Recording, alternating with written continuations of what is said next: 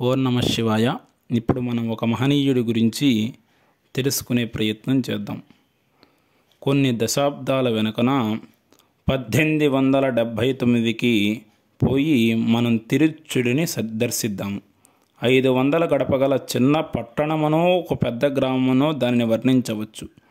అక్కడ సుందరమయ్యర్ అనే ఆయన ఇంటిని గమనిద్దాం. ఆయన చిన్న ప్లీడరు, మునసపు కచేరీలో పనిచేసుకుంటూ ఉన్నాడు. ఆయనకి చాలామంది క్లయింట్లు ఉన్నారు. వారి వ్యవహారాలతో ఆయన ఉదయపు వేళ ఎంతో హడావిడిగా ఉంటారు. అంతేకాకుండా ఆయన ఇల్లు ఒక సత్రం వంటిది. ఆయనతో పని ఉండి వచ్చేవారు, వారి స్నేహితులు అందరూ అతిథులే. ఆ ఊరికి కొత్తగా బదిలీ అయి వచ్చినటువంటి అధికారులకి వాళ్ళ ఇల్లు దొరికేదాకా ఆయన ఇల్లు ఆశ్రయమవుతుంది. ఆయన ఎంతో సహృదయుడైన వలన ఎందరో ఆయన సహాయాన్ని అర్థించి పొందుతూ ఉంటారు. ఈ కారణాల వల్ల ఆయనకి మంచి పరపతే ఉంది. ఆ ప్రాంతాల్లోని దొంగలకు కూడా ఆయన మంచితనం పట్ల గౌరవం ఉంది. ఆయన వెళ్ళే బండికి ఏ విధమైనటువంటి ఆటంకాన్ని కూడా కలిగించేవారు కాదు.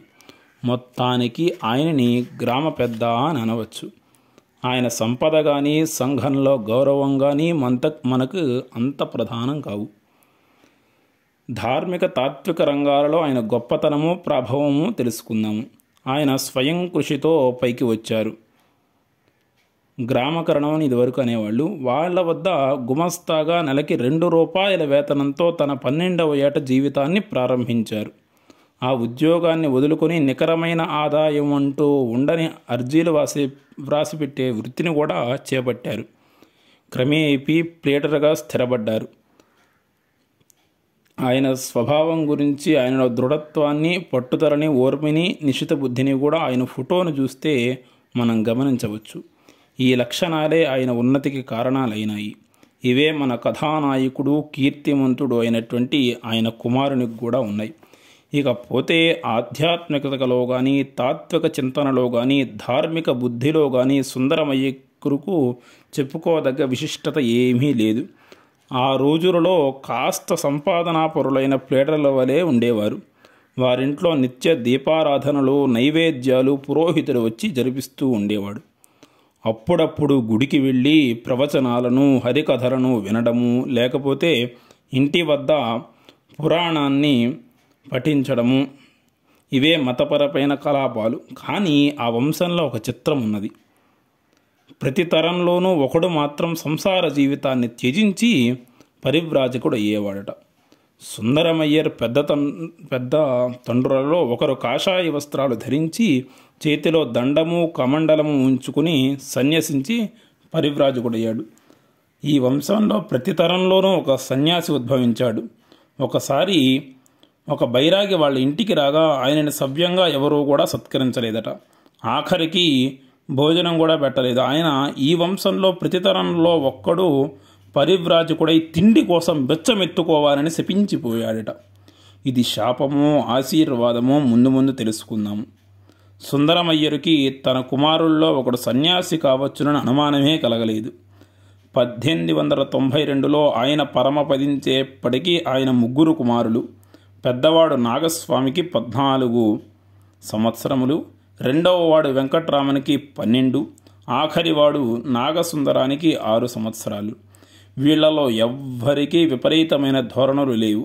కానీ లోకులందరికీ కూడా ఈ అనుమానం పీడిస్తూనే ఉన్నది. శాపగ్రస్తమైన ఈ కుటుంబంలో ఎవరైనా సన్యాసి అవ్వడమే కాకుండా ధార్మికంగానూ ఆధ్యాత్మికంగానూ లోకానికి మహోపకారుడు అవుతాడా అని.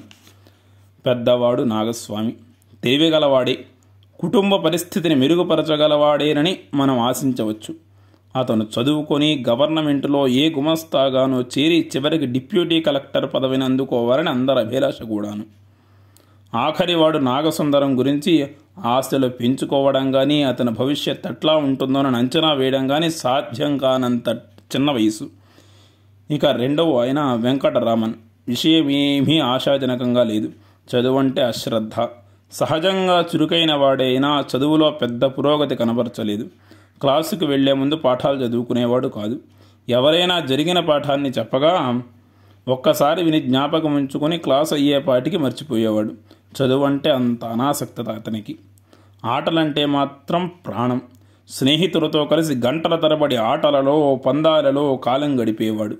ముష్టి యుద్ధం, మల్ల యుద్ధం, ఈత, పరుగు పందెము, బంతి ఆట, వ్యాయామ క్రీడలు ఇవై అతనికి కాలక్షేపం. వీటి వల్ల అతను మంచి దృఢకాయుడైనాడు. అతని సమవయస్కులు, అతని కంటే కొంచెం పెద్దవారు కూడా అతనంటే భయపడేవారు, అప్రమత్తంగా ఉండేవారు. ఆ రోజులలో ఇవన్నీ పరిగణనలోకి వచ్చేవి కాదు. పిల్లవాడు కుటుంబానికి ఏమైనా ఉపయోగపడతాడా అన్న అనుమానం కలిగేది. ఇప్పటి వరకు ఆ పిల్లల లౌకిక వర్తనం గురించి ముచ్చటించాం. ఇక శాపం లేక వంశలక్షణం మాట ఏమిటి? ఈ దృక్పథం నుంచి కూడా మూడవ కుమారుని విషయమై ఏ విధమైన జోస్యము మనం చెప్పలేదని అనుకున్నాం. పెద్దవాడికైతే అటువంటి ధ్యాసే లేదు. రెండవ ఆయన సుఖాలను వీడి శ్రమిస్తానట్టు ఏమీ కనపడడు.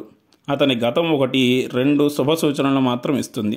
అతని జననము శుభప్రదమైనటువంటి ఆరుద్ర దర్శనన్నాడు. అది ప్రమాది మార్గశిర మాసం. ఇంగ్లీషు లెక్క ప్రకారం 30 డిసెంబరు 1879 రాత్రి 1 గంటకు శివుడు తన ఊరేగింపు ముగించుకొని ఆలయ ప్రవేశం చేసే ముహూర్తానే ఈ శిశువు లోకాన పడ్డాడు. శైవులకు ఆ దినం పరమ పవిత్రం. ఆ రోజుననే నటరాజ రూపధారి అయినటువంటి శివుడు తన భక్తులైనటువంటి గౌతమ ముని, వ్యాఘ్రపాద పతంజలులకి కనపడ్డాడు. ఆ కారణం వల్ల శివభక్తులకు ఆ దినమెంతో పవిత్రం. ఉదయం వేళ నుండి భక్తులు చెరువులో స్నానం చేసి అనుష్ఠానం ముగించుకొని ఆలయానికి వెళ్ళి దైవ దర్శనం చేసుకుని స్తుతిస్తూ శివుని ఊరేగింపులో 2 వేళలా పాల్గొని అర్ధరాత్రికి ఆయనని తిరిగి ఆలయంలోకి తీసుకుని వెళతారు. అటువంటి పరమోత్కృష్టమైన ముహూర్తాన జన్మించిన వెంకటరామన్ ఏమైనా గొప్పవాడవుతాడని ఎదురు చూద్దామంటే అటువంటి సూచనలు ఏమీ కనపడలేదు. అతను కూడా తన తోటి పిల్లల వంటి వాడే. వాళ్ల వలనే కుంటె పనులు చేస్తుండేవాడు. ఆనవాయితీ ప్రకారం శివపూజలను ఇంట్లోనూ ఆలయంలోనూ యథాలాపంగా చేసేవాడు. ప్రత్యేకమైనటువంటి ఆవేశం అంటూ దేనిని కూడా పొందలేదు.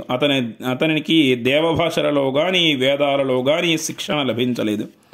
ప్రాథమిక విద్య తిరుచుడిలో సాగిన తరువాత 1వ ఫారంను దిండిగలలో 1 ఏడాది అభ్యసించాడు.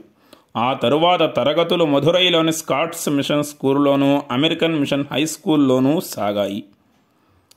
అతను మతపరమైన శిక్షణ అంటూ ఏమైనా పొందితే అది ఈ పాఠశాలలోని. కానీ సాధారణంగా హైందవ బాలురకు బైబిల్ అన్నా తత్సంబంధిత పాఠాలన్నా విముఖత ఉండేది. వెంకట్రామన్ మామూలు పాఠాల పట్లే శ్రద్ధ చూపేవాడు కాదు.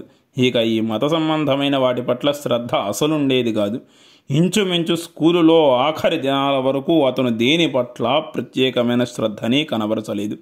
ఆఖరికి ఆటలపైన కానీ క్రీడలపైన కానీ కూడా అతనికి ఆకర్షితమైనటువంటి ప్రయోజనం కానీ లక్ష్యం కానీ ఏదీ లేదు.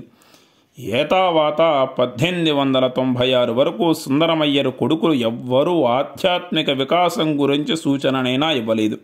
వారి వంశలక్షణం లేదా శాపం పెడచూపుతుందా?